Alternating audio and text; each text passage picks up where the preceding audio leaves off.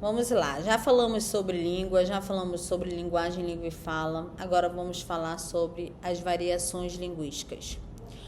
Língua, unidade e variedade. O conceito de língua é bastante amplo, englobando todas as manifestações da fala, com suas incontáveis possibilidades. Dentro desse extenso universo, há também variações que não são decorrentes do uso individual da língua, e sim de outros fatores. Então, nós temos a língua, que obedece a regras, e temos a fala, que são características individuais de cada ser humano. Porém, todos nós falamos de maneiras diferentes. No caso, eu falo de maneiras diferentes devido ao quê? A fatores. Vamos ver que fatores influenciam essa variação linguística. Geográfico. Há variações entre as formas que a língua portuguesa assume nas diferentes regiões em que é falada. Basta pensar nas evidentes diferenças entre o modo de falar, por exemplo, de um lisboeta e de um carioca, ou na expressão de um gaúcho em contraste com a de um amazonense. Essas variações regionais constituem os falares e os dialetos. Então, quando você encontra pessoas as quais falam de maneira diferente, porque elas moram em outro estado ou em outro país, seja o que for, isso é um fator regional, um fator geográfico. Então, o local onde elas moram vai, querendo ou não, interferir no seu modo de falar. Em outras palavras, tem pessoas que utilizam a nomenclatura falares e dialetos, outros falares e outros dialetos. Sociais. O português empregado pelas pessoas que têm acesso à escola e aos meios de instrução difere daquele empregado pelas pessoas privadas de escolaridade. Algumas classes sociais, assim, dominam uma forma de língua que goza de prestígio, enquanto outras são vítimas de preconceito por empregarem formas menos prestigiadas. Quando nos deparamos com pessoas as quais não utilizam a norma padrão, tem um porquê. Essa pessoa não teve acesso à escola. Se ela não teve acesso à escola, ela não vai ter acesso à norma padrão. E, consequentemente, por ser padrão, as pessoas desprestigiam quem não utiliza tal regra. E isso aí é um fator social. Cria-se dessa maneira uma modalidade de língua, que é a norma culta, que deve ser adquirida durante a vida escolar e cujo domínio é solicitado como uma forma de ascensão profissional e social. O idioma é, portanto, um instrumento de dominação e discriminação social. Também são socialmente condicionadas certas formas de língua que alguns grupos desenvolvem a fim de evitar a compreensão por parte daqueles que não pertencem ao grupo. O emprego dessas formas de língua proporciona o reconhecimento fácil dos integrantes de uma comunidade restrita, seja um grupo de estudantes, seja uma quadrilha de contrabandistas. Assim se formam o quê? As gírias, que são variantes linguísticas sujeitas a transformações. Então, você adequa as palavras de acordo com quem você vai se comunicar. Muitas das vezes nós utilizamos gírias. Por quê? Porque nós estamos criando palavras para não ser entendidas por outras pessoas de outro grupo. Temos o dialeto, que no caso seria formas de falar diferentes, como vimos anteriormente, que é o fator regional, fator, no caso, que foi dito, o fator geográfico.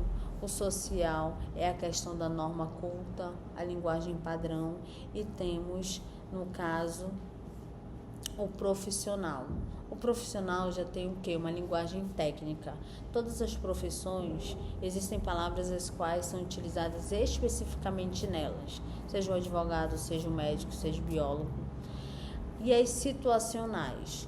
Quando eu falo em língua, eu falo em adequação. Não existe uma língua errada ou certa, existe uma linguagem adequada. Logicamente que sabemos que a norma padrão é a prestigiada pela sociedade. Então, eu utilizo a minha linguagem, seja ela formal, seja coloquial, de acordo com a situação em que eu me encontro. Em diferentes situações comunicativas, o mesmo indivíduo emprega diferentes formas de língua. Basta pensar nas atitudes que assumimos em situações formais. seja um discurso na formatura ou uma conversa descontraída com os amigos, que é uma situação informal. Em cada uma dessas oportunidades, empregamos formas de língua diferentes, procurando adequar o nosso nível vocabular e sintático ao ambiente linguístico em que nos encontramos. Podemos entender que não existe língua errada e certa, existe linguagem adequada. Então, a sua linguagem vai ser adequada ao momento em que você se encontra, ao contexto em que você se encontra. Quando o uso da língua abandona as necessidades extremamente práticas do cotidiano comunicativo e passa a incorporar preocupações estéticas, aí falamos um pouco de quê? De língua literária. Nesse caso, a escolha e a combinação dos elementos linguísticos subordinam-se às atividades criadoras e imaginativas. O código e mensagem adquirem uma importância elevada, deslocando o centro de interesse para aquilo que a língua é, em detrimento daquilo para que ela serve. Língua falada e língua escrita. Aí vamos para outro fator. A língua falada mantém uma profunda vinculação com as situações em que é usada. A comunicação oral normalmente se desenvolve em situações em que o contato entre os interlocutores é direto. Na maioria dos casos, eles estão em presença um do outro, no lugar e momento que, por isso, são claramente conhecidos. Então, quando eu falo com vocês, se eu estivesse presencialmente junto a vocês, talvez a comunicação fosse mais fácil, mais facilitadora. Por quê? Porque eu tenho um olhar, eu tenho um gesto, eu estou olhando para o meu receptor da mensagem. Então, eu adequo a minha mensagem conforme as dificuldades que irão aparecer. Na maioria dos casos, eles estão em presença do outro, no lugar e momento em que, por isso, são claramente conhecidos. Dessa forma, quando conversam sobre determinado assunto, elaboram mensagens marcadas por fatos da língua falada. O vocabulário utilizado é fortemente alusivo. O uso de pronomes como eu, você, isto, aquilo, ou advérbios como aqui, cá, já, agora, possibilita indicar seres ou fatos envolvidos em uma mensagem sem nomeá-los explicitamente. Quando eu digo, vai ali, pega para mim, pega ali, lá, já, aqui, eu estou apontando, eu não preciso nomear para você saber o que é. Então, na oralidade, temos essa facilidade. Note que as palavras desse tipo causam problemas de comunicação se não tivermos como detectar a que se referem. Na língua escrita, eu já tenho o quê? A elaboração de uma mensagem que requer uma linguagem mais alusiva. Eu tenho que usar pronomes, advérbios, eficientemente, obedecendo a critérios, a regras. Por quê? Pois essas palavras elas passam principalmente a relacionar partes do texto entre si e não mais a designar dados da realidade exterior. Então, quando eu falo em escrita, eu só tenho as palavras. E quando eu só tenho as palavras, eu tenho que utilizar o quê?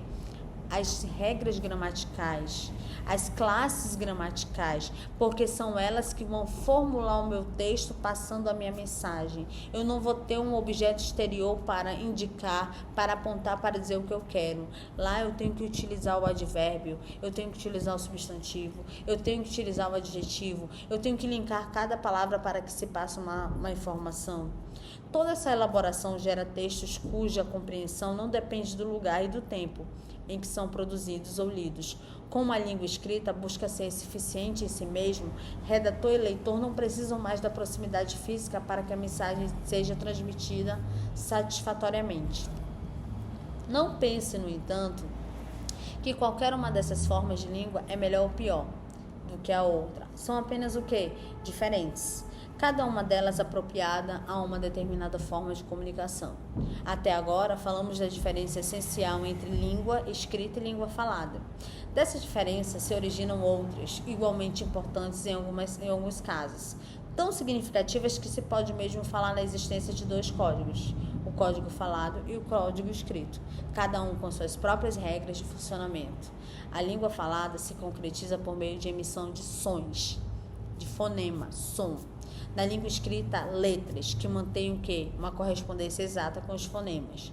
Porém, há letras que apresentam fonemas diferentes, quer dizer, há letras que têm sons diferentes. Quando eu falo, uso a letra X em exame, em xadrez e sintaxe. O que você percebe é que, apesar de todas serem escritas com X, Os sons em que cada palavra exerce é diferente uma da outra. Exame, xadrez e sintaxe.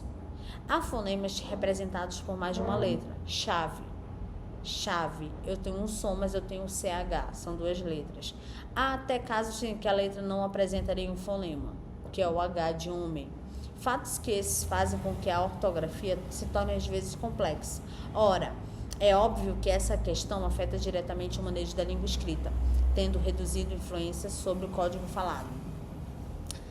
O código oral conta com elementos de expressividade que o código escrito não consegue reproduzir com eficiência. Destacamos a acentuação, a entonação, que é capaz de modificar completamente o significado de certas frases. Além disso, a língua escrita utiliza a pontuação para sugerir certas características da língua falada. Em outras palavras, na língua escrita, se eu não colocar um ponto e uma interrogação, eu não vou saber se é uma afirmação e uma pergunta. Mas se eu usar a entonação adequada, você quer, eu estou o quê? Perguntando. Se eu for escrever você quer e eu não colocar ou a interrogação ou ponto parágrafo, eu não saberei se eu estarei, a pessoa não vai saber se eu estarei perguntando ou afirmando. O uso de algumas estruturas gramaticais é bastante diferente nos códigos. Então, a língua falada, ela utiliza exclamações, onomatopeias, enquanto a escrita, ela desenvolve frases mais logicamente construídas, evitando repetições de termos que geralmente usamos na fala. Além disso, eu tenho que saber os tempos verbais. Então, tudo isso vai fazer o quê? Com que eu saiba me comunicar. O que eu tenho que entender é que existe uma linguagem, existe uma língua, que é o código linguístico, e através dessa língua eu me comunico, entre as quais não existe uma maneira só de falar, existem variedades linguísticas. Essas variedades se dão por conta de fatores, seja regional, essa pessoa fala diferente porque mora em estados diferentes, seja social, aquela pessoa não fala de acordo com a norma padrão porque ela não teve acesso à escola. Tem o fator profissional, que são as linguagens técnicas. Então, tudo isso influencia na nossa linguagem e sociedade. Lembrando que não existe língua certa e errada, existe uma linguagem adequada. Nos ambientes formais, é óbvio que temos que utilizar a linguagem padrão, a norma culta. Nos informais, eu utilizo a linguagem formal sem problema. Isso não quer dizer que eu deixarei de saber a norma padrão, só que tudo, quando se fala em linguagem, se fala em adequação. Aqui eu me despeço. Agora nós vamos fazer um exercício que corresponde às variações linguísticas. Obrigada.